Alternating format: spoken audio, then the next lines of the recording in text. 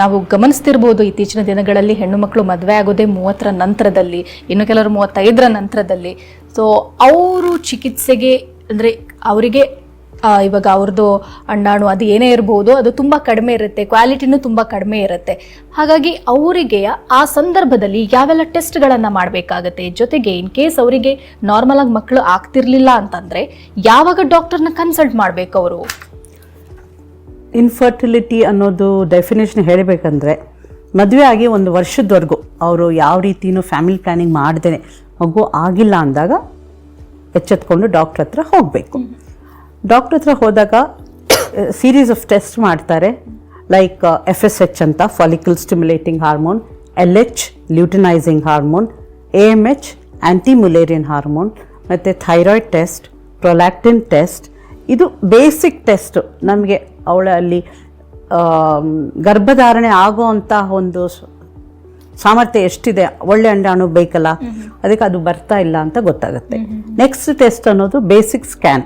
ಸ್ಕ್ಯಾನಿಂಗಲ್ಲಿ ಏನು ನೋಡ್ತೇವೆ ನಾವು, ಗರ್ಭಾಶಯ ಸರಿಯಾಗಿದೆಯಾ, ಗಡ್ಡೆಗಳು ಏನಿಲ್ವಾ, ಅಥವಾ ಅಂಡಾಶಯ ಸರಿಯಾಗಿದೆಯಾ, ಅಂಡಾಶಯದಲ್ಲಿ ನೀರು ತುಂಬಿಕೊಳ್ಳೋ ಸಾಧ್ಯತೆ ಇರುತ್ತೆ, ಅಥವಾ ಇನ್ನೊಂದು ಎಂಡೋಮೆಟ್ರಿಯೋಸಿಸ್ ಅಂತ ಹೇಳ್ತೀವಿ. ಎಂಡೋಮೆಟ್ರಿಯೋಸಿಸ್ ಅಂದರೆ ಅಂಡಾಶಯದಲ್ಲಿನೇ ರಕ್ತ ಹೆಪ್ಪಿಕೊಂಡಂಗೆ ಆಗಿಬಿಡುತ್ತೆ. ಸೊ ಆ ಥರದ್ದು ಏನಾದ್ರು ಇದ್ರೆ ಏನಾಗುತ್ತೆ, ಅಂಡಾಣು ಉತ್ಪನ್ನ ಅಂತ ಸಾಮರ್ಥ್ಯ ಕಷ್ಟ. ಸೊ ಅದನ್ನು ಸ್ಕ್ಯಾನಿಂಗ್ ಮೂಲಕ ಕಂಡುಹಿಡ್ಕೊಳ್ತೀವಿ. ಸೊ ಸ್ಕ್ಯಾನಿಂಗಲ್ಲಿ ನಮಗೇನಾದರೂ ಅಬ್ನಾರ್ಮ್ಯಾಲಿಟಿ ಕಾಣಿಸಿತು ಅಂದರೆ ಆವಾಗ ನಾವು ಲ್ಯಾಪ್ರೋಸ್ಕೋಪಿ ದುರ್ಬೀನ್ ಟೆಸ್ಟ್ ಮಾಡಬೇಕಾಗುತ್ತೆ. ಸೊ ಇವೆಲ್ಲ ನಾವು ಅವ್ರಿಗೆ ಅರ್ಥ ಮಾಡಿ ಹೇಳಬೇಕಾಗುತ್ತೆ. ಸಾಮಾನ್ಯವಾಗಿ ದುರ್ಬೀನ್ ಟೆಸ್ಟ್ ಅಂದ ತಕ್ಷಣ ಅವ್ರಿಗೇನಾಗುತ್ತೆ, ಭಯ ಆಗಿಬಿಡುತ್ತೆ, ಅಯ್ಯೋ ದೊಡ್ಡ ಆಪ್ರೇಷನಪ್ಪ. So we have to make them understand, ಅದು ಮಾಡೋದ್ರಿಂದ ಲಾಭನೇ ಇದೆ ಹೊರತು ನಷ್ಟ ಇಲ್ಲ. ಎಷ್ಟೋ ಸಲ ನಾವು ನೋಡಿದ್ದೀವಿ, ದುರ್ಬೀನ್ ಟೆಸ್ಟ್ ಆದಮೇಲೆ ಅದು ಅಂಡಾಶಯದಲ್ಲಿ ಹೆಪ್ಪು ರಕ್ತ ತೆಗೆದ ಮೇಲೆ ಎಷ್ಟೋ ಜನ ಪ್ರೆಗ್ನೆಂಟ್ ನ್ಯಾಚುರಲ್ ಆಗಿರೋರು ಇದ್ದಾರೆ. ಸೊ ಆ ಥರ ನಾವು ಅವ್ರಿಗೆ ಅರ್ಥ ಮಾಡ್ಕೋಬೇಕಾಗತ್ತೆ ಯಾವ ಟೆಸ್ಟು ಯಾಕೆ ಮಾಡಬೇಕು ಅಂತ. ಅದು ಮಾಡಿದ ಮೇಲೆ ಅವ್ರಿಗೆ ನ್ಯಾಚುರಲ್ ಆಗಿ ಪ್ರೆಗ್ನೆನ್ಸ್ ಆಗುತ್ತೆ ಅಂತ ನಾವು ಭರವಸೆ ಕೊಟ್ಟಾಗ that gives them a lot of confidence. ಮತ್ತು ಹಸ್ಬೆಂಡ್ಸ್ಗೂ ಅಷ್ಟೇ, ವೀರಾಣು ಸಂಖ್ಯೆ ಕಡಿಮೆ ಇದೆ, ಮೊಟಿಲಿಟಿ ಕಡಿಮೆ ಇದೆ ಅನ್ನುವಾಗ ಅವನ್ನ ಎಷ್ಟೊಂದು ಮೆಡಿಸಿನ್ಸ್ ಇದೆ ಅದನ್ನು ಕೊಟ್ಟು ಒಂದು ಅವ್ರಿಗೆ ಅರ್ಥ ಮಾಡ್ಕೊಳ್ಬೇಕು. ನೋಡಪ್ಪ, ನೀ ಈ ಥರ ಮಾಡೋದ್ರಿಂದ ಈ ಥರ ಚೇಂಜಸ್ ಆಗುತ್ತೆ, ಸೊ ನೀನು ಮಾಡಿದರೆ ನಿನಗೆ ಒಳ್ಳೇದಾಗುತ್ತೆ ಅನ್ನೋದನ್ನು ಅಡ್ವೈಸ್ ಕೊಡ್ತೇವೆ.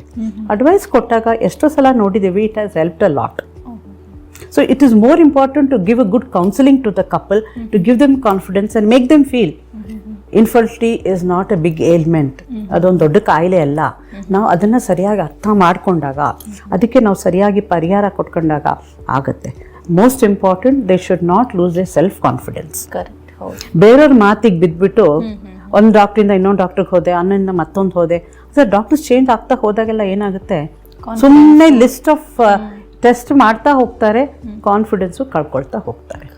ಸೊ ಅದಕ್ಕೆ I think doctor Kamra hospital she is a Padmashri awardee and ಅವ್ರಿಗಿರೋ ಎಕ್ಸ್ಪೀರಿಯೆನ್ಸು ತುಂಬ ತುಂಬ ತುಂಬ ಇದೆ. And she is one of the best doctor ಅಂತ ಹೇಳ್ಬೋದು. And she is got a lot of experience. And ಅವರಿಂದ ತಾಯ್ತನ ಪಡೆದಿರೋ ಹೆಣ್ಮಕ್ಳು ತುಂಬಾ ಇದ್ದಾರೆ. ಸೊ ಐ ಥಿಂಕ್ ಪೀಪಲ್ ಬೆಂಗಳೂರಲ್ಲಿರುವಂತಹ ಸಾಕಷ್ಟು ಹಾಸ್ಪಿಟಲ್ನಿರುವಂತಹ ಡಾಕ್ಟರ್ಗಳು ಕೂಡ ಅವರ ಸ್ಟೂಡೆಂಟ್ ಆಗಿದ್ದಾರೆ. ಕರೆಕ್ಟ್, ಹೌದು. ಇನ್ಫ್ಯಾಕ್ಟ್ ಡಾಕ್ಟರ್ ಕಾಮ್ನಿದೊಂದು ಅದೇನದು ಡ್ರೀಮ್, ಅದು ನನ್ನ ಹತ್ರ ಎಲ್ಲ ಕಲ್ತ್ಕೊಂಡಿರೋ ಸ್ಟೂಡೆಂಟ್ಸು ಅವ್ರವ್ರ ಕಾಲ ಮೇಲೆ ಅವ್ರು ನಿಂತ್ಕೊಂಡು, ಅವ್ರಿಗೊಂದು ಇದೆ, ಗುರು ಮಿಂಚಿನ ಶಿಷ್ಯರು ಅನ್ನಂಗೆ, ನನ್ಕಿನ ಶಿಷ್ಯರು ಚೆನ್ನಾಗಿ ಮಾಡಿದ್ರೆ ಅದಕ್ಕಿಂತ ಹೆಮ್ಮೆ ನನಗೆ ಬೇರೆ ಒಂದು ಇಲ್ಲ ಅಂತ ಅಷ್ಟು ಸಿಂಪಲ್ ಆಗಿದ್ದಾರೆ ಡಾಕ್ಟರ್ ಕಾಮ್ನಿ.